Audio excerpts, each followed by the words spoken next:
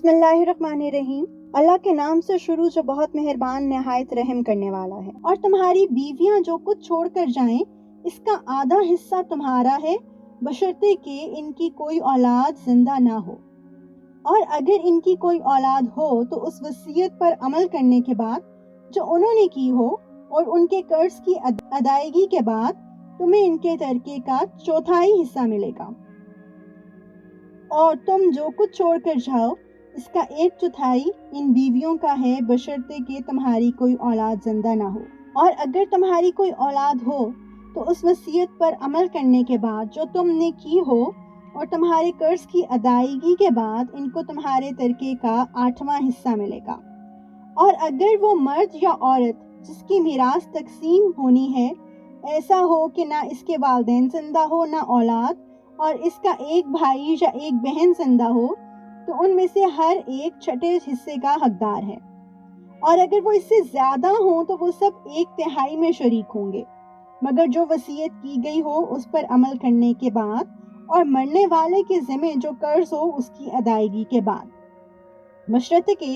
وصیت یا قرض کے اقرار کرنے سے اس نے کسی کو نقصان نہ پہنچایا ہو۔ یہ سب کچھ اللہ کا حکم ہے، اور اللہ ہر بات کا علم رکھنے والا اور بردبار ہے۔ یہ اللہ کی مقرر کی ہوئی حدود ہیں، اور جو شخص اللہ اور اس کے رسول کی اطاعت کرے گا وہ اس کو ایسے باغات میں داخل کرے گا جن کے نیچے نہریں بہتی ہوں گی۔ ایسے لوگ ہمیشہ ان باغات میں رہیں گے، اور یہ زبردست کامیابی ہے۔ اور جو شخص اللہ اور اس کے رسول کی نافرمانی کرے گا اور اس کی مقرر کی ہوئی حدود سے تجاوز کرے گا، اسے اللہ دوزخ میں داخل کرے گا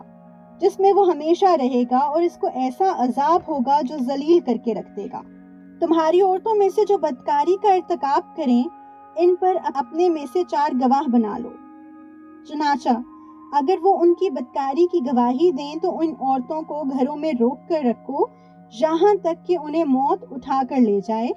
یا اللہ ان کے لیے کوئی اور راستہ پیدا کرتے۔ اور تم میں سے جو 2 مرد بدکاری کا ارتکاب کریں ان کو اذیت دو، پھر اگر وہ توبہ کر کے اپنی اصلاح کر لیں تو ان سے درگزر کرو، بے شک اللہ بہت توبہ قبول کرنے والا بڑا مہربان ہے۔ اللہ نے توبہ قبول کرنے کی جو ذمہ داری لی ہے وہ ان لوگوں کے لیے ہے جو نادانی سے کوئی برائی کر ڈالتے ہیں پھر جلدی ہی توبہ کر لیتے ہیں۔ چنانچہ اللہ ان کی توبہ قبول کر لیتا ہے، اور اللہ ہر بات کو خوب جاننے والا بھی ہے، حکمت والا بھی۔ توبہ کی قبولیت ان کے لیے نہیں جو برے کام کیے جاتے ہیں، یہاں تک کہ جب ان میں سے کسی پر موت کا وقت آ کھڑا ہوتا ہے تو وہ کہتا ہے کہ میں نے اب توبہ کر لی ہے، اور نہ ان کے لیے ہے جو کفر ہی کی حالت میں مر جاتے ہیں۔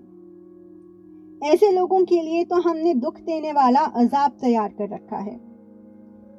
اے ایمان والو، یہ بات تمہارے لیے حلال نہیں ہے کہ تم زبردستی عورتوں کے مالک بن بیٹھو، اور ان کو اس غرض سے مقید مت کرو کہ تم نے جو کچھ ان کو دیا ہے اس کا کچھ حصہ لے اڑو، اللہ یہ کہ وہ کھلی بے حیائی کا ارتکاب کریں، اور ان کے ساتھ بھلے انداز میں زندگی بسر کرو۔ اور اگر تم انہیں پسند نہ کرتے ہو تو یہ عین ممکن ہے کہ تم کسی چیز کو ناپسند کرتے ہو، اور اللہ نے اس میں بہت کچھ بھلائی رکھتی ہو۔ اور اگر تم ایک بیوی کے بدلے دوسری بیوی سے نکاح کرنا چاہتے ہو اور ان میں سے ایک کو ڈھیر سارا مہر دے چکے ہو تو اس میں سے کچھ واپس نہ لو،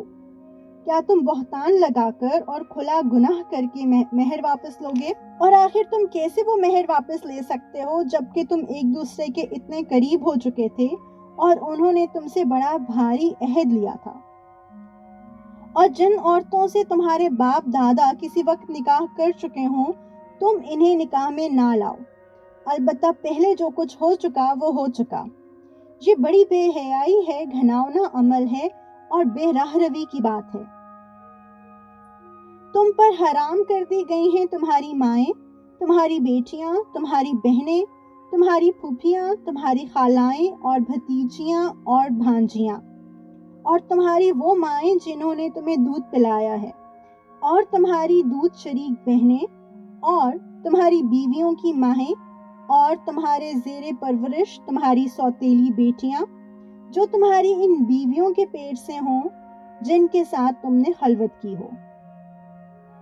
ہاں، اگر تم نے ان کے ساتھ خلوت نہ کی ہو اور انہیں طلاق دے دی ہو یا ان کا انتقال ہو گیا ہو تو تم پر ان لڑکیوں سے نکاح کرنے میں کوئی گناہ نہیں۔ نیز تمہارے سلبی بیٹوں کی بیویاں بھی تم پر حرام ہیں، اور یہ بات بھی حرام ہے کہ تم دو بہنوں کو ایک ساتھ نکاح میں جمع کرو۔ البتہ جو کچھ پہلے ہو چکا وہ ہو چکا، بے شک اللہ بہت معاف کرنے والا بڑا مہربان ہے۔